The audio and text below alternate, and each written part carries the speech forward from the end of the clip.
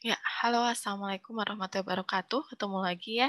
Kita lanjutkan untuk topiknya. Jadi pada video sebelumnya yaitu terkait bagaimana ordering sequences untuk addition to MSA dan itu jawabannya adalah menggunakan kita harus mengkonstruk phylogenetic tree atau ada guide tree-nya gitu ya. Nah, sekarang kita lanjutkan bagaimana sih membuat phylogenetic tree-nya. Dan ini metode yang digunakan metode konvensional ya, bukan menggunakan machine learning gitu. Oke, kita lanjutkan.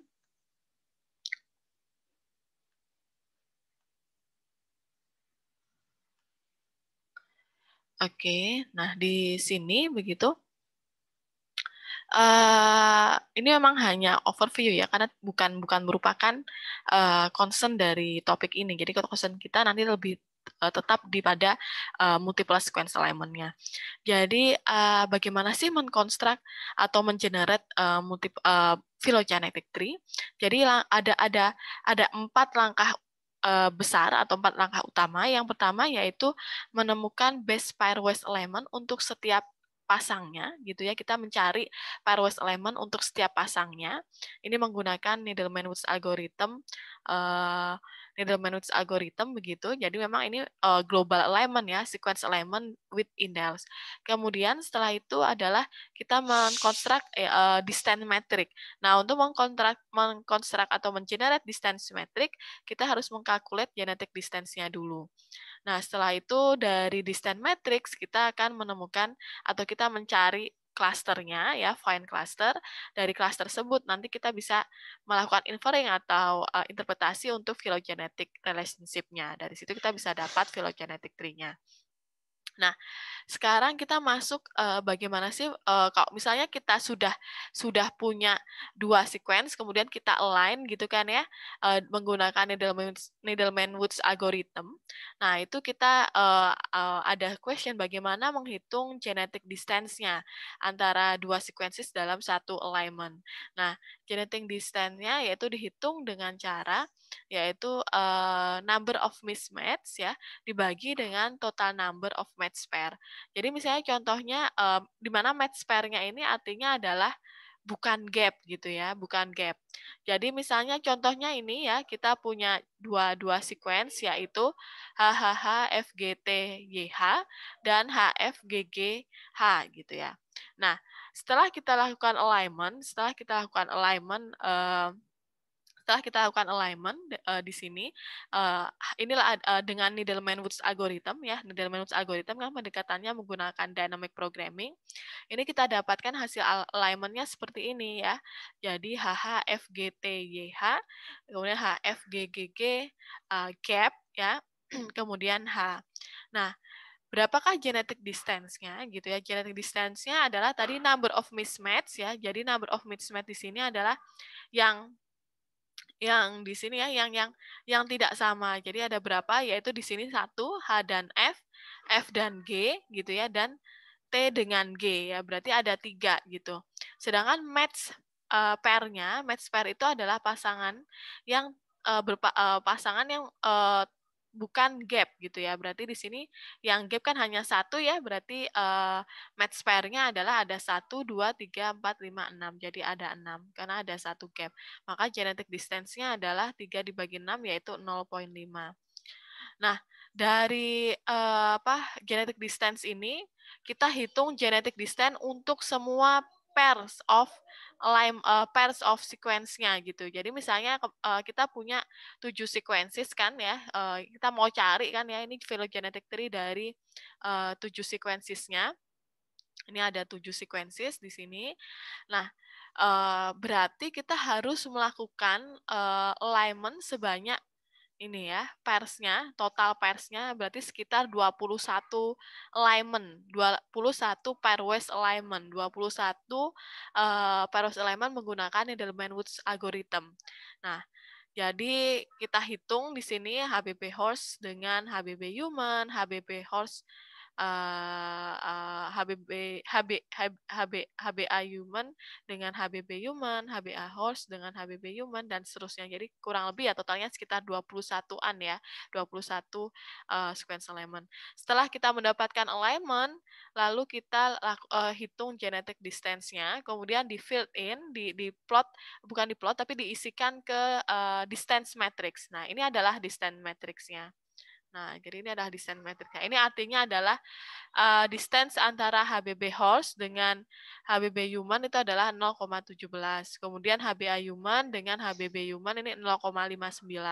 Ini dapat angkanya berdasarkan dari pairwise alignment-nya menggunakan Needleman-Woods. Kemudian kita hitung genetic distance-nya, di mana genetic distance-nya adalah number of mismatch dibagi dengan total number of match pair. Oke, dari sini, dari matrix distance-nya, distance matrix-nya, kita infer ke phylogenetic tree-nya. Ya, kita melihat, kita cari berarti yang satu cabang gitu istilahnya, ya di pohon filogen itu berarti kan yang jaraknya paling dekat gitu. Jadi kita bisa lihat di sini HBB host itu jaraknya paling dekat dengan HBB human. Nah, jadi di sini berarti dia satu cabang gitu ya. Kemudian HBA horse itu paling dekat dengan HBA human. Nah, kemudian ini di-align ya, karena ini membentuk segitiga ya, align. Kemudian selanjutnya ditambahkan Mika, kemudian Globin 5, PETMA, dan LGB2, Luplu ya. Jadi di sini di infer ke phylogenetic tree ya. Jadi Anda paham sekarang bagaimana mendapatkan phylogenetic tree dari sequence multiple sequences begitu dengan metode konvensional, yaitu dengan menghitung distance matrix-nya, di mana distance matrix-nya itu berdasarkan genetic distance, di mana genetic distance-nya dihitung berdasarkan hasil pairwise alignment menggunakan algoritma Needleman-Woods algorithm. Oke. Kemudian kita lanjut setelah kita mendapatkan hasil phylogenetic tree, berarti di sini kita sudah mendapatkan urutan ya. Kita sudah mendapatkan urutan bagaimana menghitung bagaimana melakukan multiple sequence alignment ya, urutan sequence alignment-nya gitu. Nah, kalau kita sudah melakukan urutan, misalnya di sini berarti kita kan mengalign dulu HBB human dengan HBB horse, kemudian HBA human dengan HBA horse. Hasil alignment-nya, yang ini hasil alignment-nya di-align, maka kita akan mendapatkan MSA. Nah, MSA yang pertama ini nanti di-align dengan MICPICA gitu ya, mendapatkan MSA berikutnya. Kemudian hasil MSA-nya ini di-align dengan Globin 5, kemudian hasil MSA-nya ini di-align dengan LGB2 Luplu. Nah, sekarang pertanyaannya adalah bagaimana kita melakukan alignment dari hasil alignment gitu ya. Karena kan di sini kalau Needleman-Woods algorithm itu kan mengalign 2 sequences, tapi di sini kan lebih dari 2 gitu. Nah, bagaimana cara mengalign-nya? Nah, ini adalah question yang kedua tadi ya, bagaimana cara mengalign dari hasil alignment. Nah, sebenarnya tetap sama, jadi kita tetap prinsipnya menggunakan dynamic programming gitu ya, dan kita menggunakan gap, maksudnya with index. Dynamic programming berarti kita menggunakan Needleman-Woods algorithm, dynamic programming, dan global alignment. Tetapi bagaimana ya prosesnya gitu kan? Nah, sebenarnya kita bisa menganggap bahwa alignment itu seperti alignment 1 misalnya ini ya tadi alignment 1 dan yang ini adalah alignment 2. Ini bisa kita anggap sebagai satu sequence gitu. Jadi ini satu sequence. Jadi alignment 1 tuh ya sequence pertama ini kita anggap assume ya, kita asumsikan ini alignment kedua adalah sequence yang kedua. Nah, dasar dari dynamic programming atau Needleman-Woods algorithm itu kan kita menghitung skor ya, kita menghitung skor di matriksnya. Jadi kan ada skor matriks ya, yang nanti digunakan atau dijadikan dasar untuk menentukan pointer gitu ya, bagaimana proses alignment-nya kan gitu. Nah, oleh karena itu, ini yang perlu disesuaikan adalah proses assign blossom score-nya untuk 3 atau more letters gitu ya. dan consideration terkait gap penaltinya. Nah, untuk menghitung skornya untuk multiple sequence element, nanti ada beberapa hal yang memang berbeda dengan yang hanya pairwise. Jadi di sini nanti kita menghitung calculating weighting factor, karena weighting factor ini nanti akan digunakan menjadi salah satu bobot untuk menghitung Blossom skornya. Nah, kita masuk dulu ke calculating weighting factor. Jadi di phylogenetic trees setiap branch itu memiliki branch length. Nah, untuk kali ini branch length-nya tidak kita bahas di course ini. Jadi kita asumsinya bahwa kita sudah mengetahui branch length-nya. Sebenarnya ya tadi yang saya sampaikan bahwa metode untuk phylogenetic tree mengenerate phylogenetic tree itu merupakan salah satu topik sendiri gitu ya, dan seharusnya komplitnya ya sampai kita menghitung branch length-nya juga gitu. Nah, tapi ini assume karena kita pendekatannya atau lebih concern-nya di multiple sequence element-nya, jadi kita assume bahwa branch length-nya sudah ada gitu ya. Nah, jadi detail not important ya, calculated by algorithm. Nah, ini branch length-nya akan digunakan untuk menghitung weighting factor ya untuk semua sequence ya. Nah, length L ini nanti akan kita bagi dengan jumlah gennya, dan ini sebagai weighting factor ya. Mungkin kita langsung dengan contoh supaya lebih jelas. Jadi ini contohnya. Jadi kita tadi misalnya HBB human dengan HBB horse, kemudian HBA human dengan HBA horse dan MICPICA. Ini kita sudah diberitahu gitu ya dengan branch length-nya. Tadi kita assume bahwa ini adalah kita sudah bisa dapat branch length-nya. Nanti kalau misalnya Anda tertarik terkait phylogenetic tree, nanti kita bisa mungkin bisa kontak saya gitu ya. Karena ini memang beda gitu ya. Kita pendekatan kita yang akan kita bahas di sini MSA-nya. Nah, di sini branch length-nya, atau mungkin kalau Anda tertarik gitu dijadikan topik skripsi atau tugas akhir, ini juga sangat potensial ya terkait dengan mengkonstruksi phylogenetic tree. Ya, kita kembali ke sini lagi. Jadi di sini ada branch length gitu, branch length-nya kita artinya adalah di sini di leaf-nya atau daun dari tree-nya ada 0,2, 0,1 dan seterusnya. Nah, weighting factor-nya bagaimana? Weighting factor-nya adalah weighting factor untuk HBB human itu adalah 0,2 ini ya, 0,2. Kemudian ditambahkan gitu ya, plus ya, ditambahkan weighting factor dari parents-nya yaitu 0,3 dibagi dengan 2. Kenapa dibagi dengan 2? Karena si branch length 0,3 ini kan milik dua cabang ya sebenarnya, yaitu HBB human dengan HBB horse. Jadi 0,3 dibagi 2. Kemudian selanjutnya 0,17 ini punya 4 cabang ya, maksudnya HBB human, HBB horse 4, HBA human dan HBA horse. Nah, berarti ini 0,714 dibagi 4. Nah, ini kita total weighting factornya. Nah, ini kita dapatkan weighting factor untuk HBB human gitu ya. Jadi kita dapat nilai weighting factor untuk setiap sequence di phylogenetic tree. Oke. Nah, dari sini dari weighting factor, lalu bagaimana cara menghitung skornya? Jadi cara menghitung skornya adalah kita lihat di sini ya.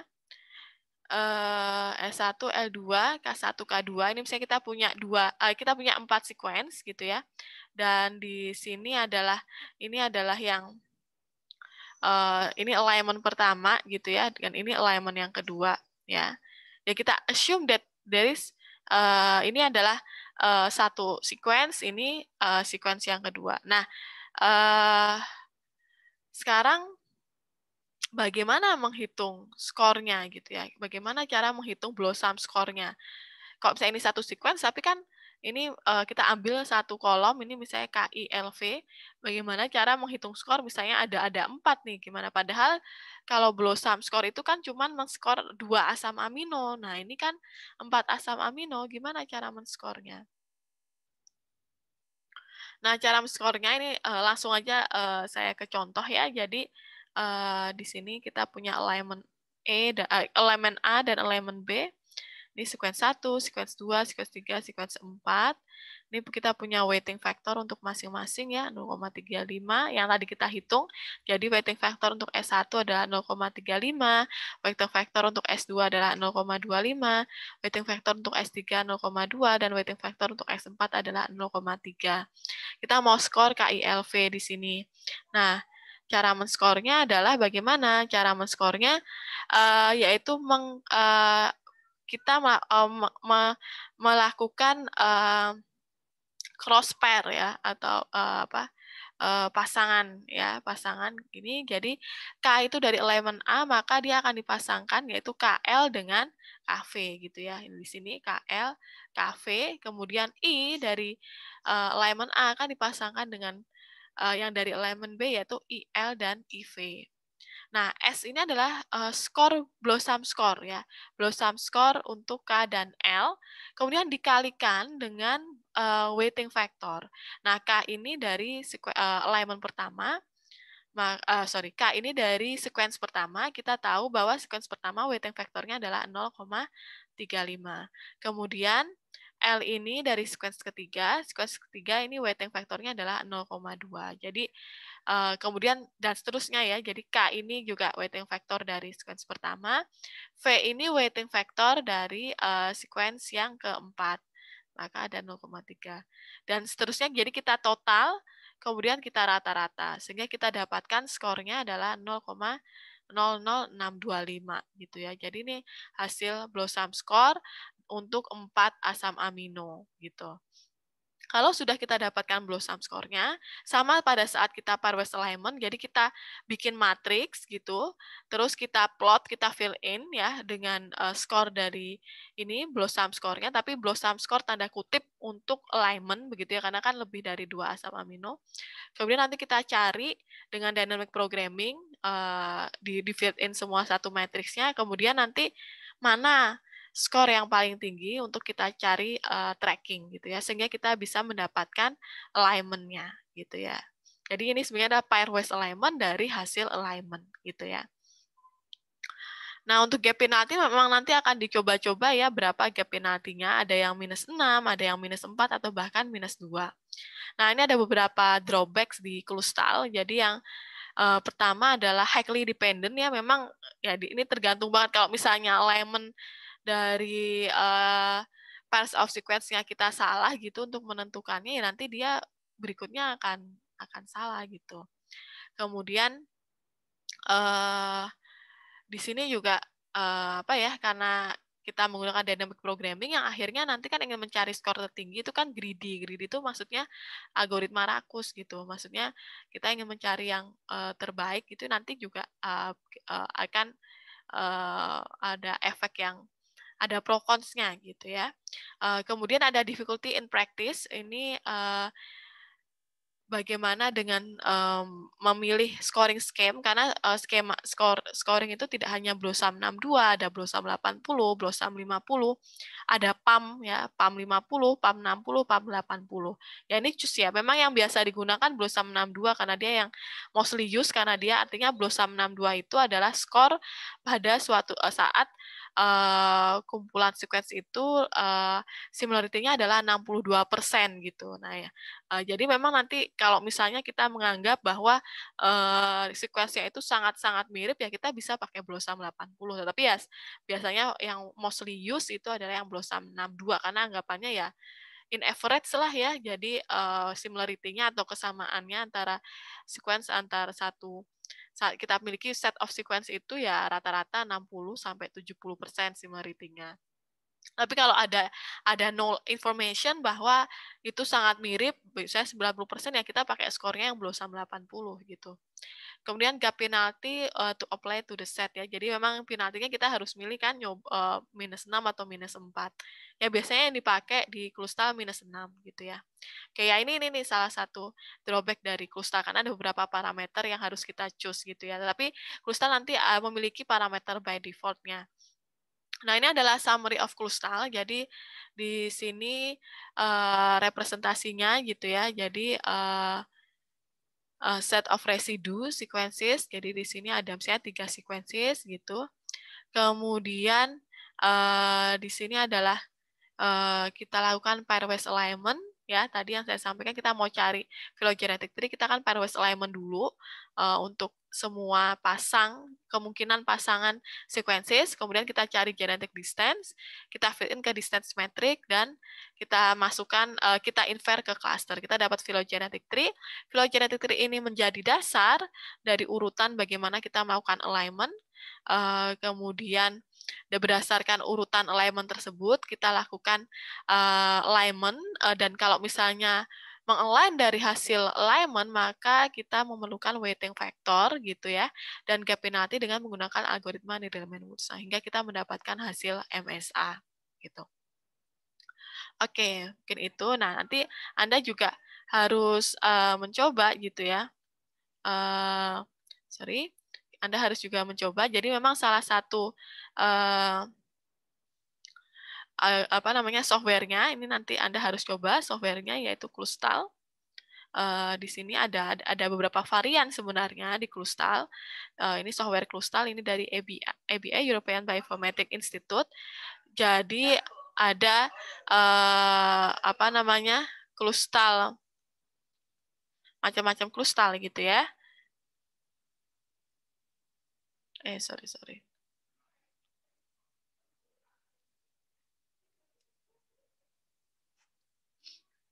Ya.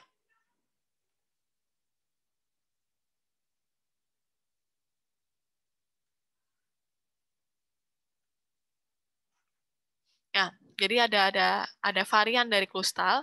Yang kita pelajari adalah ordinary Clustal, yaitu Clustal W atau Clustal X. Jadi Clustal W itu adalah yang nanti command line, dan Clustal X itu yang berbasis GUI atau Graphical User Interface. Jadi maksudnya ya mungkin Anda akan lebih mudah menggunakan Clustal X. Jadi nanti silakan download Clustal X-nya. Jadi Clustal X itu ada GUI-nya, ada interface-nya. Kalau Clustal W itu pakai command line. Jadi nanti pakai command prompt atau pakai shell gitu ya. Kalau di Clustal W. Sedangkan Clustal Omega ini lebih baru dan memang dia lebih akurat ya, karena dia mengcombine atau menghybrid antara metode ordinary Clustal dengan machine learning. Nah, yang kita pelajari tadi itu adalah yang Clustal X atau Clustal W ini gitu ya. Jadi nanti Anda dapat mendownload software ini, dan kita akan lakukan mencoba gitu software ini gitu ya dengan data COVID gitu ya. Nanti saya akan jelaskan di Synchronous method class terkait dengan eksperimen mencoba software ini. Oke. Saya akhiri sampai kali ini. Mudah-mudahan bisa ditangkap atau dicerna apa yang kita pelajari gitu. Mohon maaf bila ada yang kurang berkenan. Wassalamualaikum warahmatullahi wabarakatuh, dan insya Allah kita ketemu di video-video berikutnya. Oke, terima kasih. Sampai jumpa.